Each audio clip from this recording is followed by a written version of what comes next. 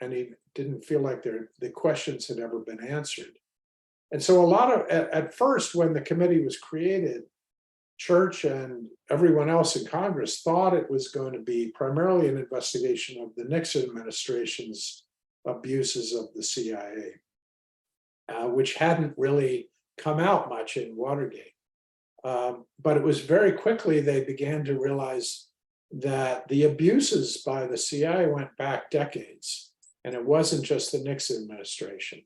And that was really one of the watershed moments for the Church Committee, was when all this heavily Democratic Congress realized they had to investigate this mythic icon of John F. Kennedy and how he had used the CIA to try to kill Castro. Yeah, actually, let's follow up on that. This is we've actually been deeply involved with the Kennedy, Oliver Stone people. And so, who argue not along with them, but not on the same side. But, as this argument, which is becoming very popular on the left as well, is that Kennedy was a man of peace and he was going to change the world. And the CIA actually had him killed, right? And in reading your account, which jives with every document I've ever seen too, I mean, that clearly wasn't the case. What was Church's relationship with Kennedy when he was alive? And then, how did Church go about investigating Kennedy? Yeah, Kennedy was the one president that Church was friends with. In 1956, Frank Church was a nobody, unknown candidate running against an incumbent Republican. And John Kennedy was in the Senate from Massachusetts at the time. And he actually came to Idaho to campaign with Frank Church. And Church never forgot that.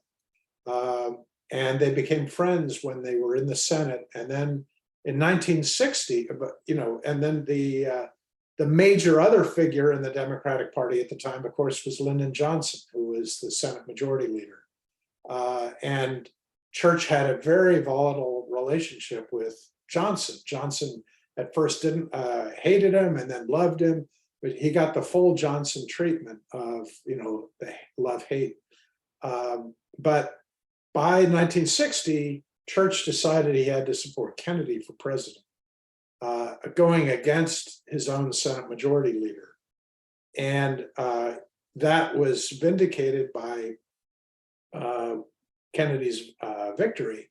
But then in 1962, Church went to Vietnam for the first time, as I said, and really began to turn against the war.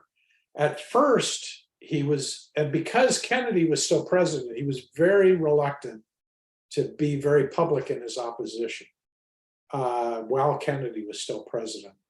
But he worked with the Kennedy White House, McGeorge Bundy and other people there, to begin to come out and give speeches attacking the Diem regime in South Vietnam without attacking American policy. And it was a real balancing act for Church. And when Kennedy was killed and Johnson came in and began to escalate the war, he felt much more liberated to attack the war and attack the way in which it was being prosecuted.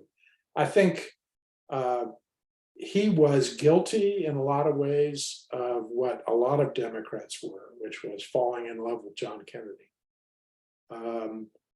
He fell for the charisma. His wife was besotted by Kennedy.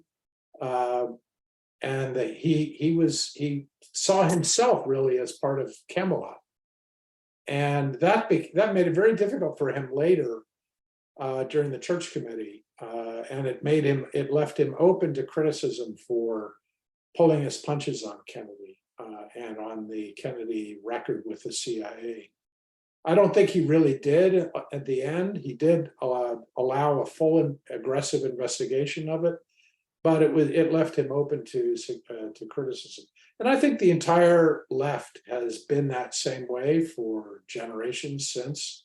They want to believe that John Kennedy was a better man than he really was. Go back just for a second to JFK, because the Oliver Stone crowd, the assassination conspiracy theorists, like to invoke the Church Committee on the Kennedy assassination as well and use that as evidence, which I'm it makes no sense to me, but at any rate, but Yeah. what kind of, I know, the church committee was looking into that, Right. what was their role in, any kind of investigation of the JFK assassination? Well, the primary investigation that they did, or one of the early important investigations, as I said earlier, was looking at the Kennedy and the CIA role in trying to kill Castro, working with the mafia to try to kill. Sure. Uh, that the whole way in which that played out convinced a lot of people who were looking into it, both on the church committee and later, that the coincidences were so powerful that maybe there was some connection to the Kennedy assassination. That, if you look at it, there are a lot of weird circumstantial connections.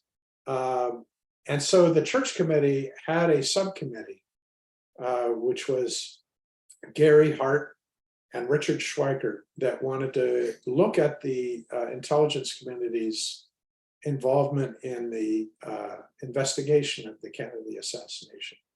And so they looked at what the CIA knew and what it shared or didn't share with the Warren Commission. And they found that there was a lot of evidence that the CIA had about Lee Harvey Oswald, about his meetings with the Soviets and the Cubans in Mexico, that they hadn't been fully hadn't divulged to the Warren Commission. That is very different from saying there's a connection between the Kennedy assassination and the CIA's plots to kill Castro. And so one of the problems, I think, that came in the last few decades was that there had been almost a human nature by the CIA and the FBI to not go public with what they knew about Lee Harvey Oswald prior to the assassination. It was very embarrassing. It could have led to a lot of firings and reprimands of people in both agencies. And so they kept it hidden pretty much for generations. But that opened them up to conspiracy theories. And so this natural inclination not to admit that you screwed up led people to think, fill in the blanks and come up with conspiracy theories. One of the weirdest coincidences is that the CIA, after their alliance with the mafia to kill Castro didn't work, they were still trying other means to try to kill him, and they were trying to meet with other exiles who were close to Castro who might help.